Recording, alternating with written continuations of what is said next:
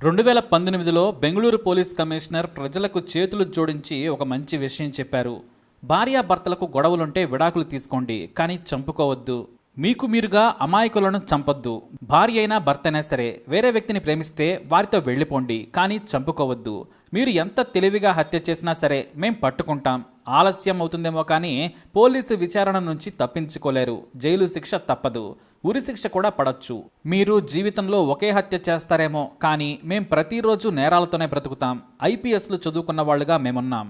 తెలివితో అనుభవంతో కేసులను ఛేదించే అద్భుతమైన అధికారులు, కానిస్టేబుళ్లు మాకున్నారు. ప్రభుత్వ వనరులు కూడా మాకున్నాయి. మీరు మా నుంచి తప్పించుకోలేరు. చేతులెత్తి దండం పెడుతున్నాను. మీరు చంపుకొని పిల్లల భవిష్యత్తును నాశనం చేయొద్దని ఒక కేసు గురించి వివరిస్తూ చెప్పారాయన. ఒక పోలీస్ కమిషనర్ అంత షాక్ అయిన కేసు వివరాలు తెలిస్తే మీరు సైతం షాక్ అవుతారు. అద్భుతమైన స్క్రీన్ ప్లేతో ప్లాన్ వర్కౌట్ అయింది. కానీ చివరి నిమిషంలో చిన్న మార్పు జరిగింది.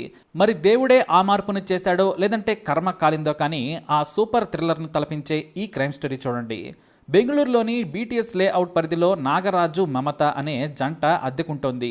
నాగరాజు వయసు 38, మమతకు 26 ఏళ్లు. నాగరాజు ప్రైవేట్ ఉద్యోగం చేస్తున్న, సంపాదన బాగానే ఉంది. ఎలాంటి ఆర్థిక సమస్యలు లేవు. అయితే మమత కూడా ఉద్యోగం చేస్తుంది. ఆమె ఉద్యోగం చేయడం నాగరాజుకి ఇష్టం లేదు. మనకు ఎంతో కొంత సంపాదన ఉంది కదా, నువ్వెందుకు కష్టపడడం అని చెప్పినా ఆమె వినిపించుకోలేదు. కొన్ని చిన్న చిన్న విషయాల మీద ఇద్దరికి గొడవలు వచ్చేవి. అయితే నాగరాజు, మమత ఉంటున్న ఇంటి ఓనర్ కొడుకు ప్రశాంత్ డిగ్రీ చదువుకుంటున్నాడు. అతని మీద మనసు పారేసుకుంది మమత. ఆ తర్వాత ప్రశాంత్ కూడా మమతను ప్రేమించాడు. మమత మాత్రం ప్రశాంత్ లేకుండా బ్రతకలేనంత స్టేజ్కి చేరుకుంది. నాగరాజు ఆఫీస్కి వెళ్ళిపోగానే ప్రశాంత్ వాళ్ళ ఇంట్లోకి దూరిపోయేవాడు. ఇద్దరు ఎంజాయ్ చేస్తారు. ఇక ఎవరైనా సడన్గా కాలింగ్ బెల్ నొక్కినా వెనుక నుంచి మరో దారి ఉంది కాబట్టి వారికి భయమే ఉండేది కాదు. ఇక నాగరాజు ఆఫీస్కు సెలవు పెట్టినా సరే నేను ఆఫీస్కి వెళ్తున్నానని ప్రశాంత్తో బయట సినిమాలకు, పార్కులకు వెళ్లేది మమత. వీరి ప్రేమ ముదిరి పాకాన పడింది. అయితే భార్య మీద కోపం ఉన్న ప్రశాంత్ ఏనాడు కూడా తన భార్య మమతను అనుమానించలేదు. ఇలా చేస్తుందని అస్సలు ఊహించలేదు కూడా. అయితే మమత, ప్రశాంత్ మరోలా ఆలోచించారు. తమ బంధానికి అడ్డుగా ఉన్నాడని నాగరాజుని ఏకంగా లేపేయాలనుకున్నారు. ఈ ఇంట్లో మనిద్దరమే గడుపుదాం, అద్దె గురించి నేను చూసుకుంటాను, నీకు డబ్బుల విషయంలో సాయం చేస్తానని ప్రశాంత్ హామీ ఇచ్చాడు. ఇక ఎలాగూ జాబ్ చేస్తుంది కాబట్టి భర్త నాగరాజు అవసరం లేదనుకుంది మమత. దీంతో నాగరాజు అడ్డు తొలగించుకోవాలి అని అనుకున్నారు. అందుకోసం ప్రశాంత్ తనకు తెలిసిన వారి ద్వారా నాగరాజును వారింట్లోనే దోపిడీ చేసి హత్య చేసేందుకు పథకం రచించారు. హంతకులకు ముందుగా ₹1,00,000 మమత చెల్లించింది. తన నగలను అమ్మి మరీ డబ్బులు ఇవ్వడంతో వాటిని ప్రశాంత్ క్రిమినల్ గ్యాంగ్కు ఇచ్చాడు. మమత ముందే వారికి అన్ని వివరాలు చెప్పింది. అయితే తమ ఇంటి పక్కనే ఓనర్స్ ఉంటారు కాబట్టి ఎలా చంపాలనే దానిపై వారికి క్లారిటీ లేదు. దీంతో ప్రశాంత్ తల్లిదండ్రులు ఓ రోజున ఊరెళ్లారు. వాళ్ళు ఊరికెళ్లిన సమయం చూసి నాగరాజును చంపేయాలనుకున్నారు. డిసెంబర్ 14, 2019 శనివారం రోజున మమత బాయ్ ఫ్రెండ్ ప్రశాంత్ తల్లిదండ్రులు ఊరెళ్లారు. అదే రోజు రాత్రి 9 తర్వాత ఇంట్లోకి చొరబడి నానా రచ్చా చేసి బంగారం దోచుకోవాలి.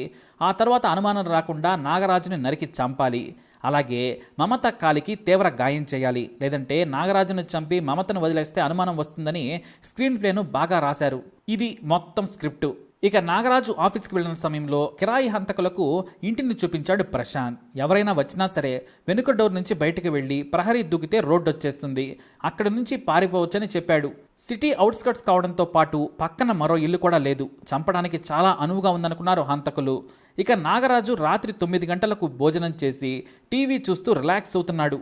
డోర్ను దగ్గరకు వేసి లోపల గడియ పెట్టకుండా మమత సర్వం సిద్ధం చేసేసింది. 9 తర్వాత 4 కిరాయి హంతకులు నాగరాజు ఇంట్లోకి దూరారు. లోపల నుంచి గడియ పెట్టేశారు. హఠాత్తుగా లోపలికి వెళ్ళిపోయి కత్తులు చూపించి భయపెట్టారు. దీంతో తన ఒంటిపై ఉన్న బంగారు గొలుసు, ఉంగరాలను ఇచ్చాడు నాగరాజు. మమ్మల్ని ఏం చేయొద్దని నాగరాజు వారి కాళ్ల మీద పడ్డాడు. మమత తన దగ్గర ఉన్న ఉంగరాలను కూడా ఇచ్చేసింది. అలాగే భయపడుతున్నట్లు నటిస్తూ దూరంగా నిలబడింది. ఇక నాగరాజుని ఎలా చంపుతారా అని ఎదురు చూస్తూ ఉంది. అయితే అక్కడే ఒక ట్విస్ట్ జరిగింది. నిజంగా నాగరాజు కోసం దేవుడిని పంపాడేమో కానీ ఇక్కడ అద్భుతం జరిగింది. బంగారం దోచుకున్న తర్వాత నాగరాజును నరికి చంపడానికి రెడీగా ఉన్నారు. కరెక్ట్గా అదే సమయంలో కాలింగ్ బెల్ మోగింది. అయితే అప్పటిదాకా ఆ బయటున్న వ్యక్తికి భారీగా శబ్దాలు వినిపించాయి. కానీ అతను కాలింగ్ బెల్ నొక్కగానే మళ్ళీ ఒక్కసారిగా నిశ్శబ్దమైపోయింది. మళ్ళీ కాలింగ్ బెల్ నొక్కాడు. అయినా సరే ఎవ్వరూ డోర్ తీయడం లేదు. అలా వరుసగా 4 సార్లు కాలింగ్ బెల్లు కొట్టిన తర్వాత డోర్ను గట్టిగా బాదాడు ఆ వ్యక్తి. దీంతో ఎవరో వచ్చేశారని దొరికిపోతామనే భయంతో నాగరాజుని చంపకుండానే అక్కడి నుంచి ఆ వెనుక గేటు గుండా పారిపోయారు హంతకులు. హమ్మయ్య అని ఊపిరి పీల్చుకున్నాడు నాగరాజ్. కానీ మమత నిరుత్సాహపడింది. అదే నిరుత్సాహంతో ఎవడా బెల్లు కొట్టింది అని డోర్ తీసింది. అతను ఒక వాటర్ బాయ్. వాటర్ బబుల్స్తో వాటర్ బాయ్ దూరంగా నిలబడ్డాడు. బెళ్ళు కొడుతుంటే తీరేంటి మేడం? సిటీ అవుట్స్కట్స్కు నేను రావడమే ఎక్కువ. నన్ను వెయిట్ చేయిస్తారు ఎందుకని 2 వాటర్ బాటిల్స్ వేసి ఖాళీవి తీసుకుని వెళ్ళిపోయాడు. అంటే వాటర్ బాయ్ నాగరాజు ప్రాణం కాపాడేందుకు దేవుడిలా వచ్చాడు. ఈ విషయం ఆ వాటర్ బాయ్కి తెలీదు, ఇటు నాగరాజుకు కూడా తెలీదు. కానీ ఆ క్షణం జరిగింది మాత్రం అద్భుతమే. ఇక తన ఇంట్లో దాడి జరిగిన విషయాన్ని బంధువులకు చెప్పాడు. ఇంటి ఓనర్కు కూడా ఫోన్ చేసి చెప్పాడు నాగరాజ్. అయితే ఇంటి ఓనర్కు తెలిసిన పోలీస్ కానిస్టేబుల్ ఉంటే సమాచారం ఇచ్చాడు. మీరొచ్చి కంప్లైంట్ ఇవ్వండి, నేను ఎస్ఐకి చెబుతానన్నాడు ఆ సదరు కానిస్టేబుల్. ఆ ఏరియాలో నైట్ పెట్రోలింగ్ కూడా వస్తామని భయపడద్దని హామీ ఇచ్చారు. దూరంగా ఉన్న ఇంటి వాళ్ళు కూడా వచ్చి నాగరాజును ఓదార్చారు. బంగారమే పోయింది, ప్రాణాలు పోలేదు కదా, భయపడద్దని చెప్పారు. అది సాధారణ దోపిడీయే అనుకున్నాడు నాగరాజు కూడా. తెల్లవారుజామున వెళ్లి పోలీసులకు ఫిర్యాదు చేశాడు నాగరాజు. రాత్రి సమయంలో 9 గంటలకే గేట్ను వేస్తూ పకడ్బందీగా ఏర్పాట్లు చేశారు ఇంటి ఓనర్లు. నాగరాజును చంపలేకపోవడంతో మమత, ప్రశాంత్ ఎంతో బాధపడ్డారు. కొన్ని రోజులు నరకం అనుభవించారు. ఇక నాగరాజు బ్రతికి ఉంటే మనం సుఖంగా ఉండలేము. అతనుండడం వల్ల మనం కలుసుకోలేకపోతున్నాము. కాబట్టి ఇద్దరం లేచిపోదామంటూ మమత, ప్రశాంత్ వెళ్ళిపోయారు. జాబ్ కోసం వెళ్ళిన మమత రాత్రైనా సరే ఇంటికి రాకపోవడంతో నాగరాజు బంధువులకు ఫోన్ చేశాడు. ఎవరికి ఫోన్ చేసినా తమ దగ్గరకు రాలేదన్నారు. అయితే అదే రోజు ప్రశాంత్ కూడా ఇంటికి రాలేదు. దీంతో ఇంటి ఓనర్ నాగరాజు దగ్గరకు వచ్చి బాధపడ్డాడు.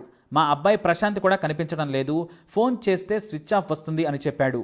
ఇద్దరూ లేచిపోయి ఉంటారేమోనని నాగరాజు అనుమానించాడు. దీంతో 3 రోజులు చూసినా సమాచారం లేకపోవడంతో తన భార్య కనిపించడం లేదని డిసెంబర్ 18న పోలీసులకు ఫిర్యాదు చేశాడు నాగరాజు. దీంతో పోలీసుల బుర్ర చాలా షార్ప్గా వెలిగింది. ఇద్దరూ లేచిపోయి ఉంటారు, దోపిడీ వెనకున్నది కూడా వీళ్లే అని గ్రహించేశారు. ఇక వెళ్లిపోయిన మమత, ప్రశాంత్ అప్పుడప్పుడు ఫోన్ ఆన్ చేస్తూ తిరుగుతూ ఉండగా పోలీసులు సిగ్నల్ ద్వారా ట్రేస్ చేసి పట్టుకున్నారు. ప్రశాంత్ను తమదైన శైలిలో విచారించగా నాగరాజు హత్య సంగతి చెప్పుకొచ్చాడు. ఆ రోజు వాటర్ బాయ్ రాకుంటే హత్య జరిగేదని, అతను లేకుంటే నేను మమత సంతోషంగా ఉండొచ్చనుకున్నామని పోలీసులకు వివరించి చెప్పాడు. అతను చెప్పిన వివరాలతో కిరాయి హంతక ముఠా సభ్యులను కూడా అరెస్టు చేశారు పోలీసులు. ఇక హత్యాయత్నం కేసులో మమత, ప్రశాంత్ జైలుకు వెళ్లి బెయిల్పై బయటకొచ్చారు. నాగరాజు తన భార్య గురించి తెలిసి చీకొట్టి వదిలేసి వేరే చోటుకి వెళ్ళిపోయాడు. ప్రశాంత్ను అతని తల్లిదండ్రులు తిట్టడంతో మమతతో కూడా ప్రేమను తెంచేసుకున్నాడు. అటొచ్చి ఇటొచ్చి చివరికి ఏకాకిలా మిగిలింది మమత.